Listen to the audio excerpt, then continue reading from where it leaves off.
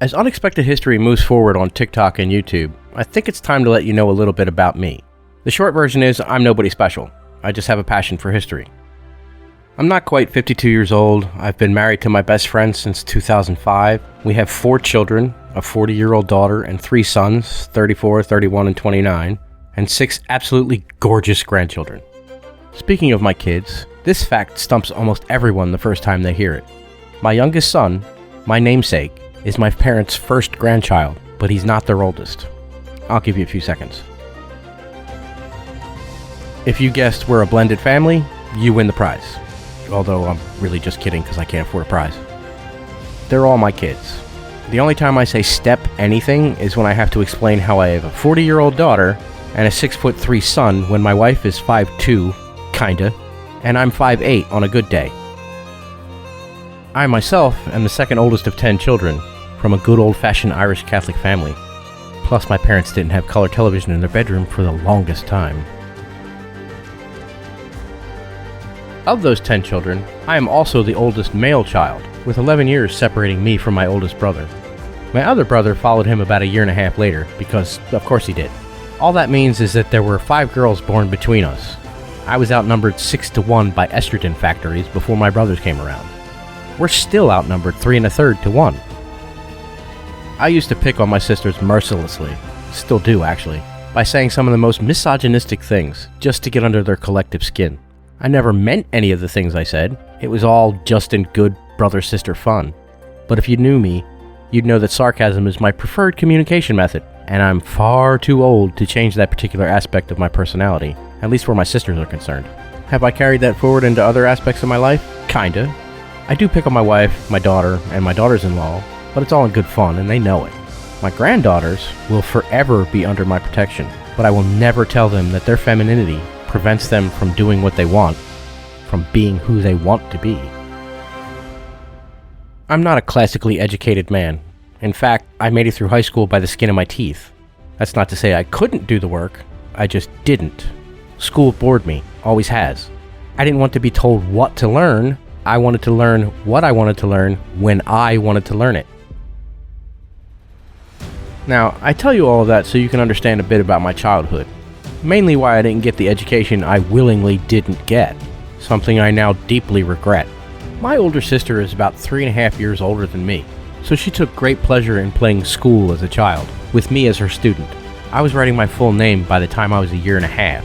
I knew the multiplication table up to 2 before kindergarten, and I know this sounds like a joke, but it really isn't.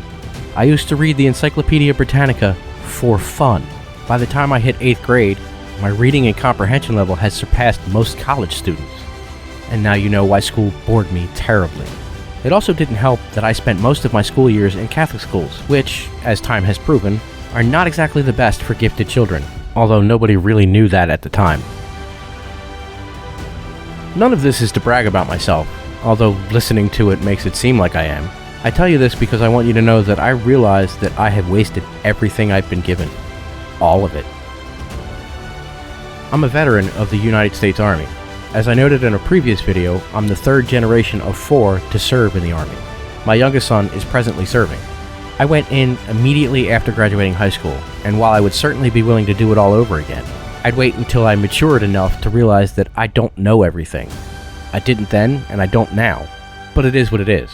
Had I been able to make a career out of the military, I probably wouldn't be here, doing this. I certainly wouldn't have met and married the love of my life, or have the brilliant children and grandchildren I have today. And while I may not know the difference, overall, I'm pretty glad things have worked out as they have. My life since leaving the military has been a series of mostly menial, mostly dissatisfying, manual labor jobs that did not tax my mental capabilities in any way.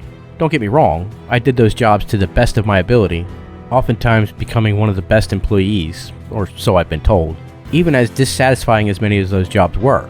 But because I chose not to get an education, those are the jobs to which I've been relegated. It's my own fault, and I accept that. Then I discovered social media. Facebook was my platform of choice, still kinda is, because it gave me a chance to express my views, my knowledge, in a way never before possible in my experience. I became a conservative political commentary writer, not professionally, not for money, not for anything but love of country, really. and that's as far as I wish to go into my politics. One of the reasons I started Unexpected History was to get away from the world of politics, and so far it's worked pretty nicely, with a few hiccups. Not on my part. I no longer write political commentary. The hiccups come from other people who want to take posts and videos about history and turn them political. It's annoying, but it is what it is. Unexpected History is kind of a passion project for me, a way to satisfy my creative side without delving into subjects that inflame people in ways in which I no longer care to engage. It's also a place that I want everyone to enjoy, regardless of which side of the political aisle they fall on. I really don't think that's too much to ask. Politically, you can believe whatever you want to believe. I can't stop you, nor will I try. I only ask that you don't bring it to Unexpected History. I just don't think it's an appropriate place for it. If I was still running any of my former Facebook pages that dealt with this kind of thing, sure, bring it on. But a history page that doesn't deal with politics in any way, except maybe tangentially, kinda isn't the place for it. Another reason I've been doing this is because, as of fairly recently, I've had a small number of health issues that have slowly, but surely, come to prevent me from doing truly physical labor anymore. I have 2 really bad knees, both from work injuries. Ironically suffered at one of the least physical occupations I've ever had, a machine operator at machine shops. And the last knee injury is still causing me problems, even after at least 6 or 7 years and 4 surgeries.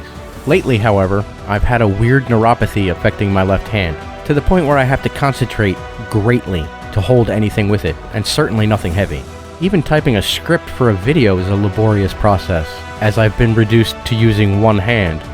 I used to type at about 60 to 80 words per minute. Now I'm lucky to get maybe 15 to 20.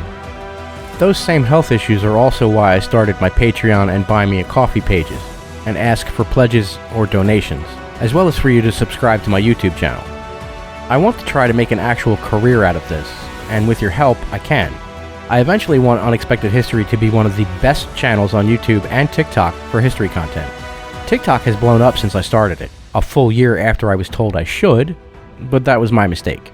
And as of the last month or so, the YouTube channel has finally gained some traction, although it's been more of a slow burn than TikTok. I don't know why the TikTok channel has taken off over the YouTube channel. It is, after all, pretty much the same content, but I'm happy that it has. TikTok actually kept me making content. Had the growth been as slow as YouTube, that might have been the final nail in the coffin, as it were. That being said, regardless of where you view Unexpected History's content, be it Facebook, YouTube, or TikTok, just know that I'm incredibly thankful that you've chosen to spend even a little bit of time out of your day with us. I look forward to growing Unexpected History bigger and better each and every day. Thank you for watching.